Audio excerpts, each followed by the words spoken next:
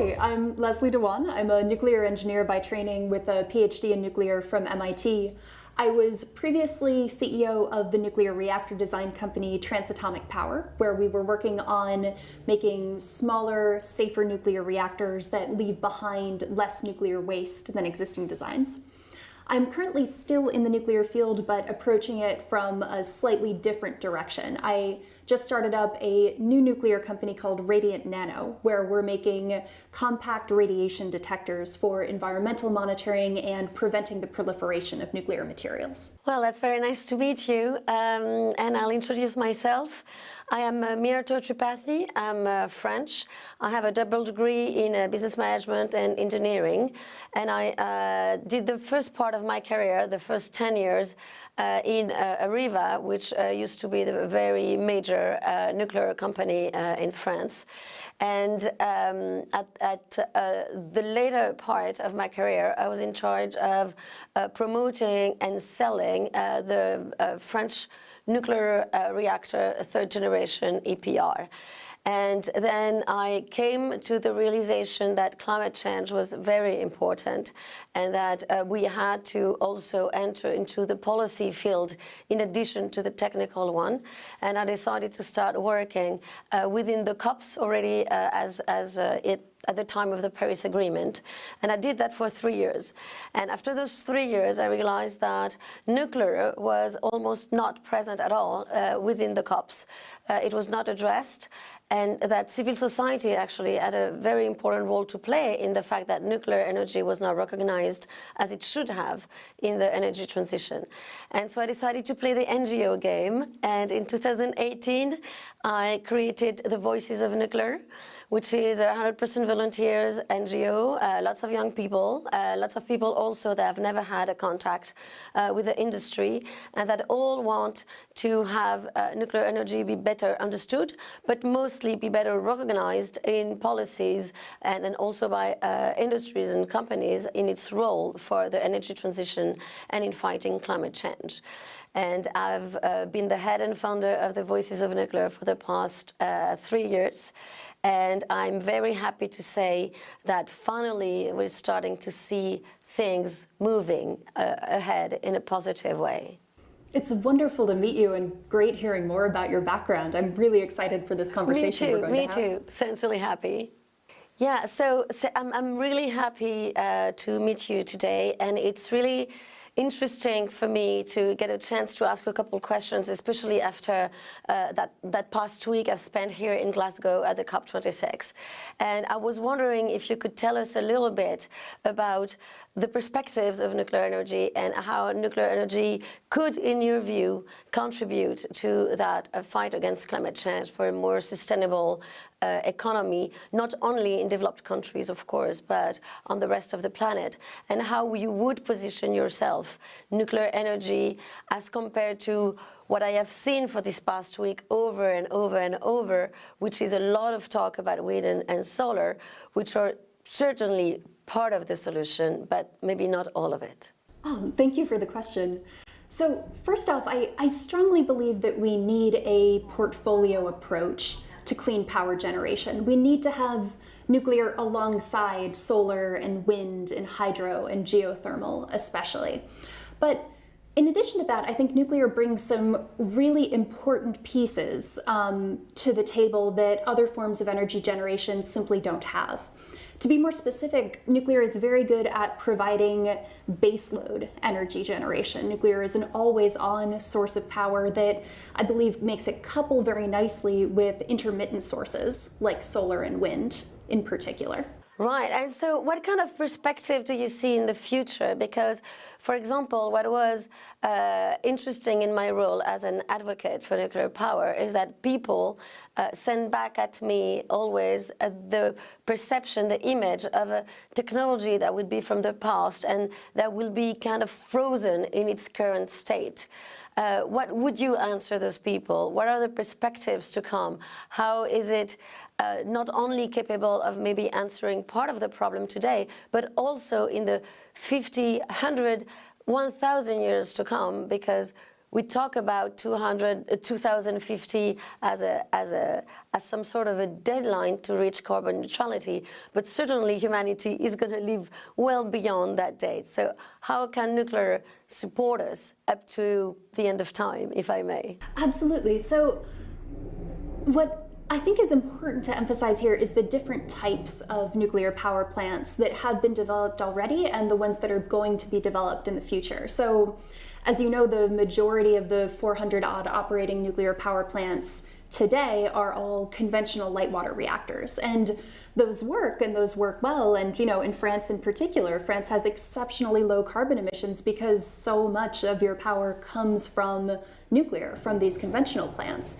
But what I'm especially excited about is what the next generation of nuclear power reactors would be able to do in the future. So these are things like molten salt reactors or reactors that use thorium fuel, liquid metal or gas-cooled reactors that have exceptionally good safety profiles, good proliferation resistance, have the potential to be much lower cost. They have the potential in some cases to be mass manufactured at a central location and then shipped out to where they need to be in rapidly developing countries especially. And so I think that piece is just absolutely crucial to being able to expand the development of carbon-free nuclear technology worldwide. And from my past experience, which now dates back a little bit in the industry, we know that some countries, France being one of them, but not only, Sweden as well, as sometimes, and today China and Russia as well, those are countries that have been able to deploy fleets of nuclear power plants in a quite an efficient way. How would you say that some generation 4 or small modular reactors could do better than those that have already sometimes have been performing not so badly? And also I would love to hear about your take about the role of regulations and how maybe regulation is something that makes it hard to deploy nuclear at the speed we would want it to be deployed so we can meet our carbon objectives, and what kind of an effort could be made on regulations to streamline and accelerate that deployment? So I'd say to the first part of your question, I think advanced reactor designs, in order to be competitive not just with conventional nuclear reactors but also with fossil fuel sources, there needs to be much more of a focus on streamlining the supply chain and enabling mass manufacture at a central location. Because if you're going to be custom building large grid scale plants all over the world, it would be exceptionally tricky to make those cost effective. But if you're able to mass manufacture them in very standardized facilities, that could allow for really significant and really good cost reductions overall. And that, I think, also segues nicely into your second question on the regulation side. So I personally believe that if any field is going to be heavily regulated, it makes sense to heavily regulate nuclear. It's it's powerful technology, and you need to make sure that you have a very tight handle on what it's doing, on where nuclear material is, on how nuclear reactors are being designed. I think at least on the US side, there's been tremendous work for the US Nuclear Regulatory Commission in broadening its mandate to encompass advanced reactors as well, to make sure that these advanced reactors have a sensible and thoughtful and performance-based regulatory approach.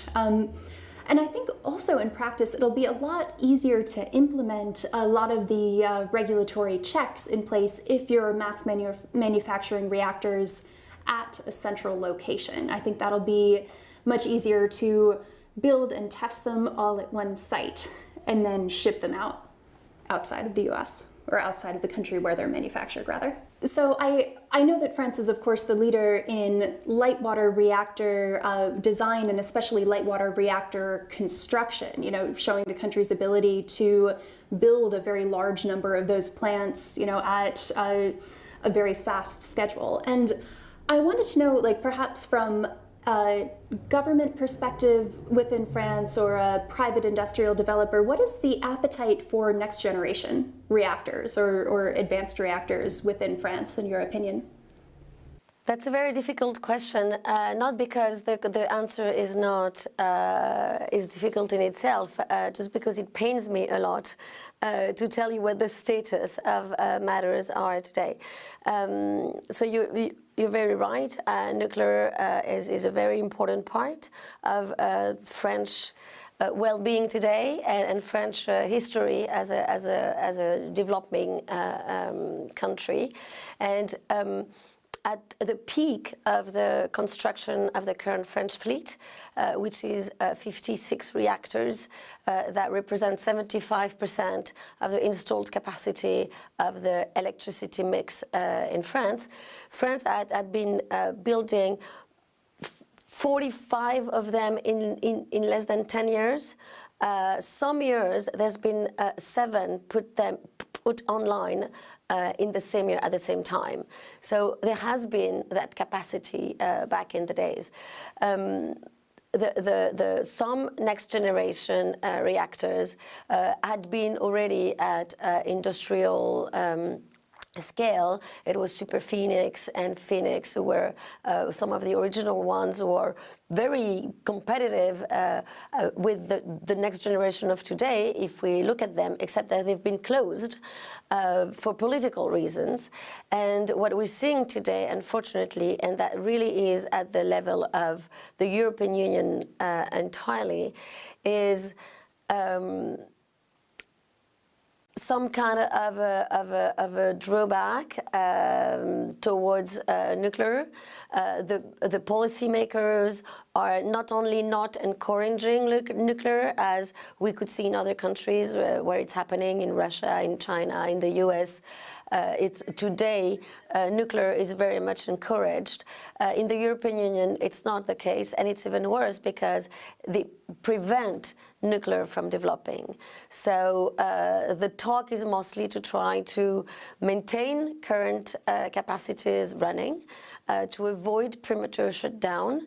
And as far as the fourth generation is concerned, of course, they have been very strongly challenging research funding.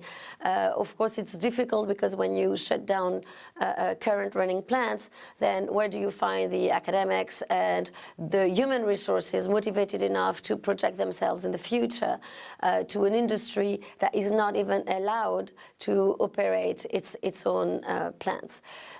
So the situation is not easy. A lot of people are nevertheless hanging on to the science because it stays very exciting.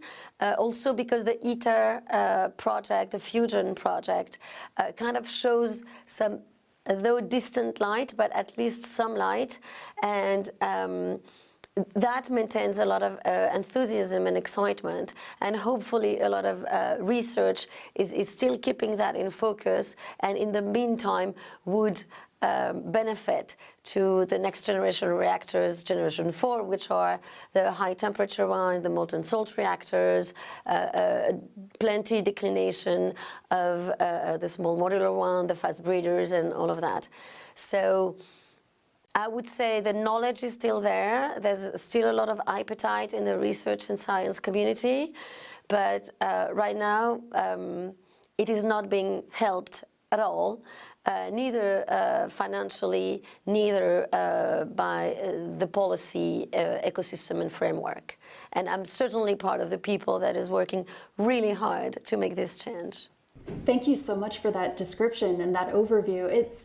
Yeah, I agree that it can be so incredibly frustrating because there's so much brilliant research and within Western Europe on nuclear reactors and advanced nuclear reactors, and there's at the same time such a rich history perhaps, or just so much of an existence proof of how you can build these plants quickly and on time and under budget, and just the fact that political forces are preventing this from being investigated in a rigorous manner is just very frustrating. Very frustrating. And again, it seems to me that it's particularly relevant at the European Union level that we are drifting away from science-based policy. So a lot of people are talking a lot about science, but the rational criteria on which you should be making your decisions are quite absent from the debate. The words that are being used are very conceptual. We're talking about green technologies. We're talking about renewables. Renewables don't mean much in themselves. I mean, the fuel only is renewable. The rest of the infrastructure delivering the power is not.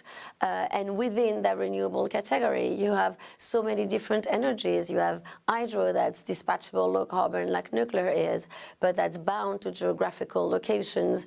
You would have biomass that may have a very, very important carbon footprint and is renewable only if you renew it and is not naturally renewable. And of course you have the intermittent wind and solar, which rely on a natural and renewable fuel, but at the same time requires so much natural resources consumption that we really have to also pay attention to what they're actually capable of delivering or not.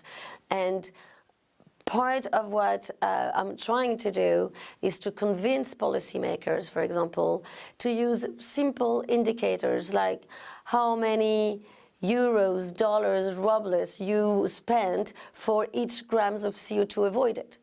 Just assess its technology with this kind of criteria, which is a very basic, square, rational criteria, and then your hierarchy and your priority are going to be laid down in front of you in a much, much easier way. That's so incredibly logical, and it's interesting perhaps to compare that to where the dialogue is at within the United States right now, because oddly enough, even though the US has a very divided political climate right now, it seems like there is still very broad bipartisan support for advanced nuclear reactors. Both Republicans and Democrats say, well, we'll at least investigate this. And this has translated into good support from the government at many different stages of technology development. There's been funding for increasing collaboration between US national labs and smaller nuclear reactor design startups. There's some government funding for building prototype advanced nuclear reactor facilities. But the interesting piece of it is that it's generally not talked about in terms of averting climate change, because the averting climate change language is very volatile, perhaps, in the United States, or it's hard to get people to, circle around that particular language. So it's discussed in terms of, enhancing the US's foreign policy position, or enhancing national security, or enhancing energy security within the United States. So it's so odd to me, sort of the different political perspectives that can be brought to bear on this issue. Wow, yeah, that's interesting, because certainly at the European Union level, if you use the word climate, then it's the sesame that's going to open you all the doors. But what's less obvious is how you're going to assess the efficiency of a given technology against that objective of climate.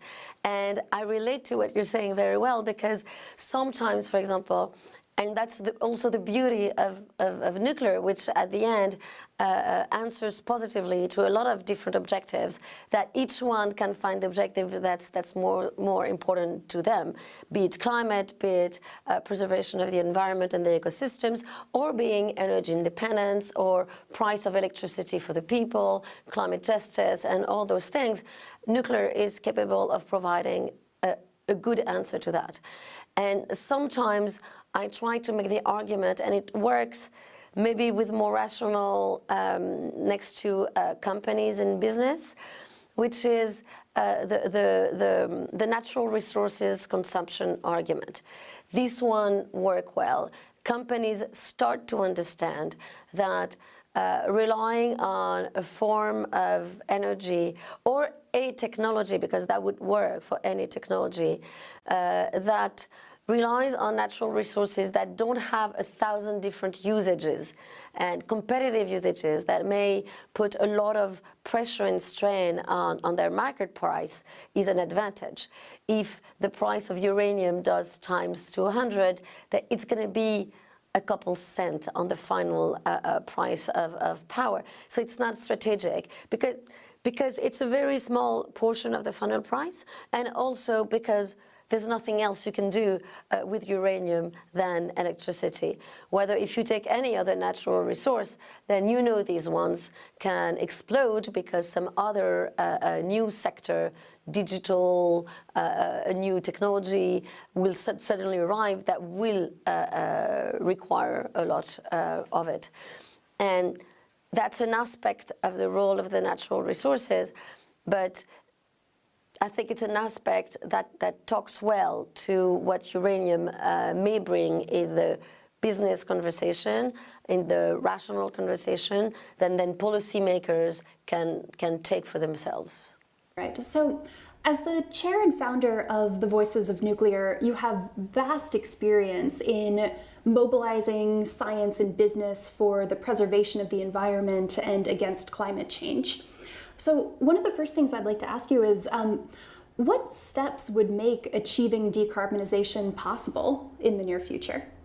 Well, I think I touched a little bit upon it earlier, but definitely trying to bring more rationality in decision-making, be it on the policy side or on the business side, would certainly allow for a much faster decarbonization of the entire economy.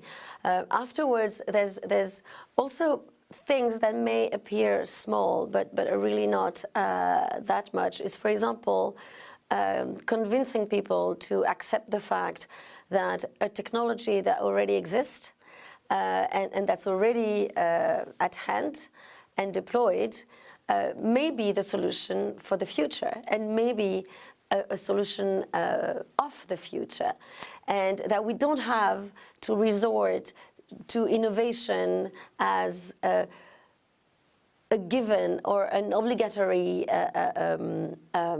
thing to do, you know, like it's not because we meet a problem that we never really met before, which is the case of climate change, that we absolutely have to resort to a technology that we've never seen before. Because innovation has a cost. There's a huge cost for research. There's a cost for industrial deployment. There's a cost in training, academic and science. There's obviously a cost for customers' acceptability and building the entire ecosystem around a new technology. And that cost is a financial cost. It's also a time cost. So we definitely need to convince people that when they have something at hand that works and that showed it could work, then we have to deploy that and use it as a bridge to the new technologies and the innovation that will come and be born from that. And I think nuclear is an excellent example of that, because it is a technology that is, well, actually it's not a technology, it's a physics concept. And when people understand that it's a physics concept, that you can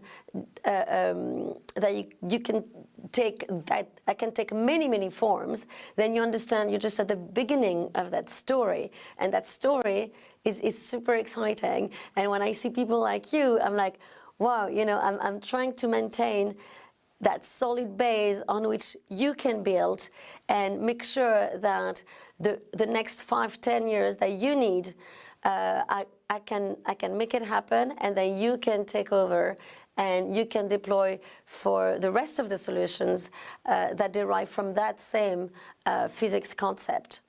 I love your description of that, and it's one that I'd actually never heard before phrased in that particular way, of nuclear as being a physics concept, as being a platform that you can build things off of in just so many different directions and use it for so many different purposes for good.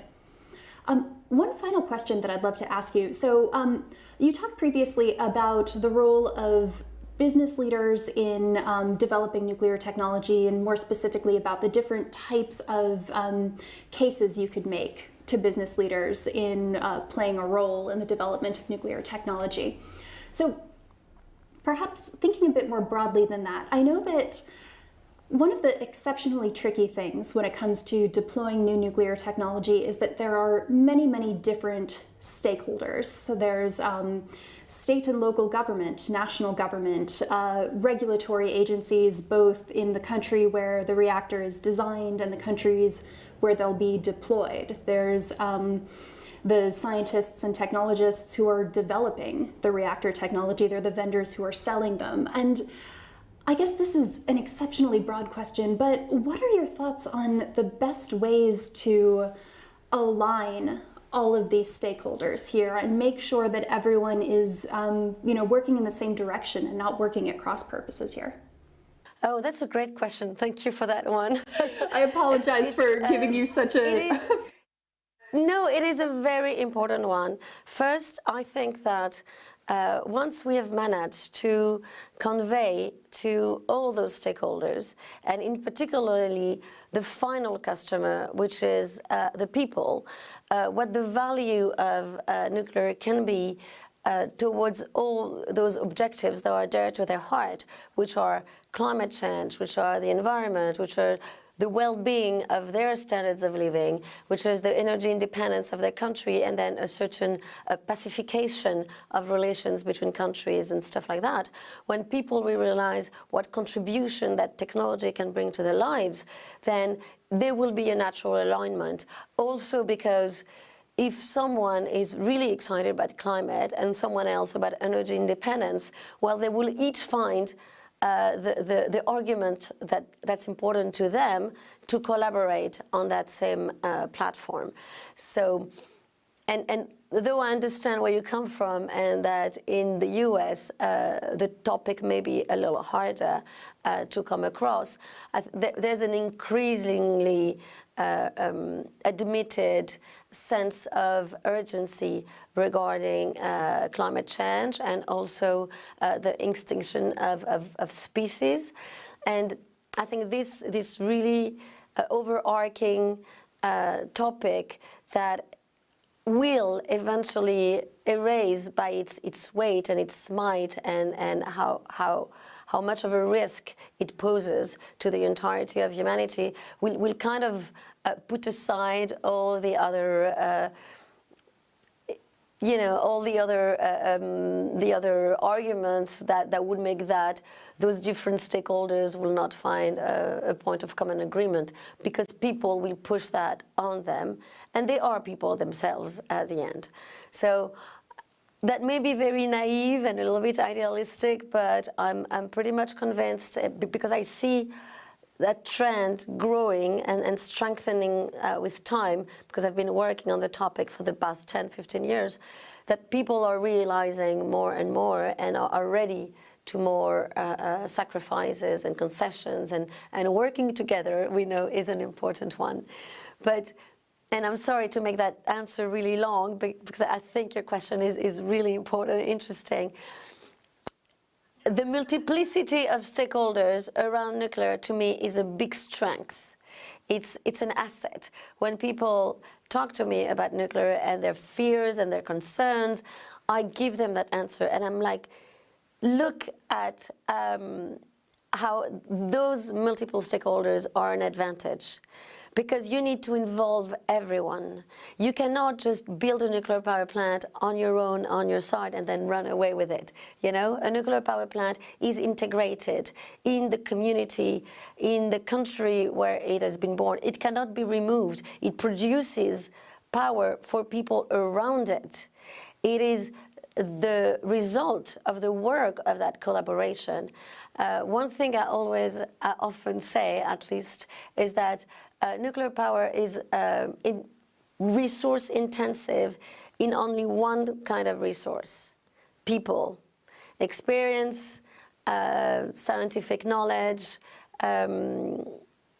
practice, all of that. It's the science and the knowledge that is the resource that's the most used in a nuclear power plant. And I think that's very encouraging, and that's also very encouraging for the future of the planet, because that means that it's really low intense on all the other natural resources that we know are getting scarier and scarcer. I really love your perspective on that, and I had actually never thought about it specifically in those terms before, especially about the fact that nuclear requires many, many stakeholders is an inherent advantage in these types of plants. And then similarly, the piece about resource intensity on the side of people is just a really beautiful way of putting it. Well, thank you very much. I'm happy. It's been a long journey to try to put oneself in the shoes of the people that are going to make the decision instead of the technical, the experts and the engineers we are and that I was.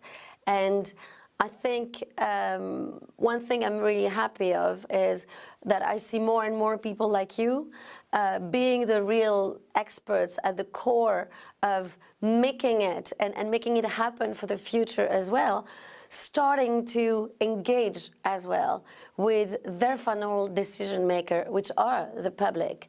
Because at the end, they will push the other stakeholders to the right direction.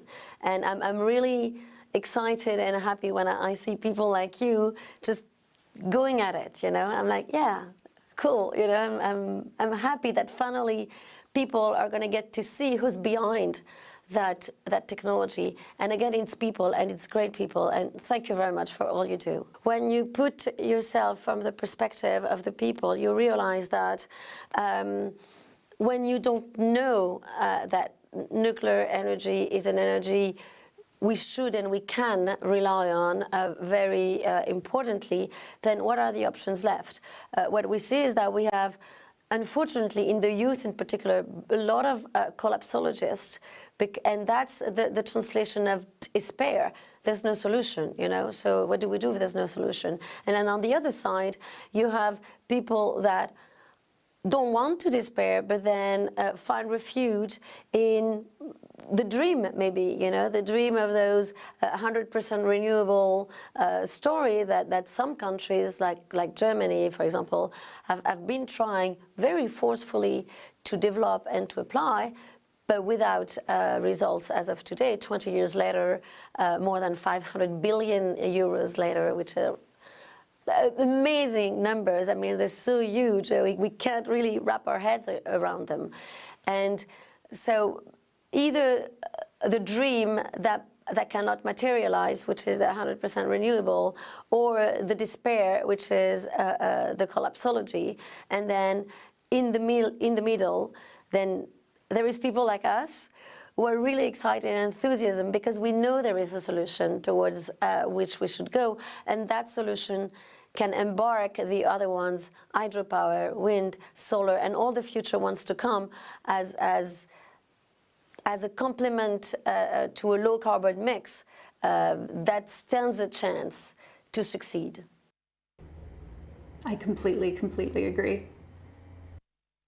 And so the next question will have to be to you, when is that future going to materialize? How far ahead are those exciting other new technologies deriving from the current nuclear technology? Are they going to be there anytime soon? Can we expect them to be carbon neutral by 2050? How do you see it evolving? One of the most crucial things with advanced reactors in particular is to make sure that we're deploying them as quickly and safely as possible while still taking into account proliferation resistance, because the world crucially needs carbon-free technology on very, very rapid timelines. And one of the drawbacks of nuclear reactors is that it can take a long time to fully prove them out, prove their safety, prove their regulatory compliance. But I think right now this sense of urgency that you described previously is really helping to align all of the stakeholders in making sure that this process can happen as quickly and safely and effectively as possible. Speaking specifically to the US side of things, there are new testbed facilities for prototypes of new nuclear reactors that are being developed out at the Idaho National Lab that's aiming to have those units up and running as quickly as possible, use them to collect commercial data and be able to, or collect regulatory data rather, and roll into commercial products quite quickly. And then lastly, I think there's one other piece of the puzzle that we need to add in, because having wonderful, low-cost advanced reactor designs isn't going to be enough on its own. We need to be thinking about the entire supply chain of these advanced reactors. We need to think about making sure that we're producing enough of, say, the high-temperature steels and ceramics that will go into these reactor designs, some of the specific isotopes of lithium that might go into molten salt reactors. You know, we need to make sure that these companies don't design the one perfect advanced nuclear reactor and then not be able to scale it up to the scale at which we need. And then the other piece of it is the human capital, the personnel that's needed for these nuclear reactors. So we need to make sure, you know, in the US, for example, we've hardly built any nuclear reactors in the past 40 years. And so we've, to some degree, lost a lot of our expertise just on the construction side. So we don't have as many people who are trained in, you know, welding nuclear grade steel or pouring nuclear grade concrete, bending nuclear rebar. And so that piece is going to be crucially important for us going forward, is a nuclear jobs training program so we can build these plants quickly. So it's a really multi-dimensional problem. I think it incorporates not just science and engineering, but legislation and policy and jobs training and communication with people as well, so that the people understand what these reactors will mean to them. Well, thank you so much for this answer, and that really reinforces maybe the conclusion at which I came after so many years, but especially recently, which is, at the end, it is a lot also of political will that is important, and we need to make the cost for taking the right decisions at the political and regulatory level not too high, so, which means what? Which means that we need the voters, we need the consumers to have understood the value of it and to have understood that that was the direction they wanted their leaders to take. And in which case, the political decision becomes easy. Even if it's hard, even if it's long, even if it's costly, it becomes easy because it's supported, and it has support from whoever is the final decision maker, which is the voters, the citizens, and the consumer, which are the same thing. So I think that's where your role and mine here meet at the end, which is how much can we do, as much as possible, to educate more and more the public around those issues, about everything that we talk about here, about all the great work that you're doing and you're preparing the future. We need to convey that to people as much as possible so that leaders can go in that direction and help all that ecosystem you've just so clearly described. But thank you so much for all of this wonderful conversation. Thank you so much as well. It's been wonderful talking with you. Looking forward for us to meet.